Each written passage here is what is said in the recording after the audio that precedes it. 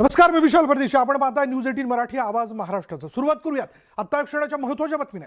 बारामती विमानतळाजवळ भीषण विमान अपघातात राज्याचे उपमुख्यमंत्री आणि राष्ट्रवादी काँग्रेसचे प्रमुख अजितदादा पवार यांचं निधन झालं आणि यानंतर आता या विमान अपघाताची CID चौकशी करण्यात येणार असल्याची माहिती समोर आली आहे. या प्रकरणी चौकशीचे आदेश देण्यात आले. दरम्यान या विमान अपघाताप्रकरणी तांत्रिक बाबी तपासण्याचं काम युद्ध पातळीवर सुरू आहे. केंद्रीय हवाई उड्डाण मंत्रालयाने सुद्धा तपास सुरू केला आहे. तसंच आता या प्रकरणाची गुन्हे अन्वेषण विभागाकडून म्हणजे CID कडून चौकशी सुरू करण्यात आली आहे. या अहवालातून काय बाबी समोर येतात याकडे सगळ्यांचं लक्ष लागलं.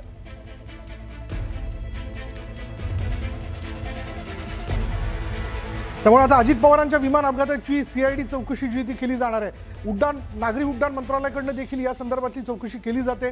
ती चौकशी सुरू करण्यात आली. अधिक माहिती आपण जाणून घेणार आहोत. आमचे प्रतिनिधी राहुल झोरी आत्ता क्षणाला आपल्याबरोबर आहेत. राहुल, काय तपशील याबद्दल?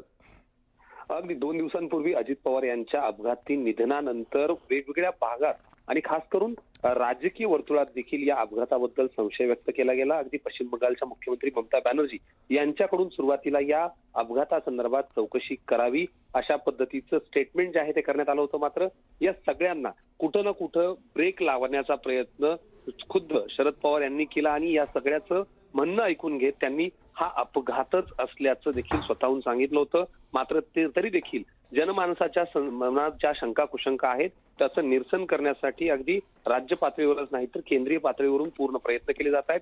केंद्रीय गृहमंत्री आणि विमान उड्डाण मंत्र्यांकडून देखील या संदर्भातली संपूर्ण चौकशी अर्थात DGC अंतर्गतली देखील चौकशी पार पडत आहे. तर दुसऱ्या बाजूला हे सगळं होत असताना आता राज्याकडून SIT चौकशीच्या संदर्भात देखील ही मागणी होताना दिसते आणि SIT चौकशीचे पूर्ण आदेश जे आहेत या निमित्तानं देण्यात आलेले आहेत. त्यामुळं येत्या काळात ज्या पद्धतीनं हा दुर्घटना घडली त्याची संपूर्ण माहिती जी आहे ती संपूर्ण गोष्टी ज्या आहेत त्या सगळ्यांसमोर येतील यासाठी राज्य सरकारकडून दिसका प्रयत्न आहे. आणि त्यामुळं अजित पवार यांच्या आकस्मिक निधनामुळे जो महाराष्ट्र हळला कोणाच्याही मनात शंका कुशंका राहता कामा नये याचा प्रयत्न राज्य सरकारकडून अर्थात मुख्यमंत्री देवेंद्र फडणवीस यांच्याकडून घेतला जातोय. विशाल, धन्यवाद राहुल या सगळ्या तपशिलाबद्दल.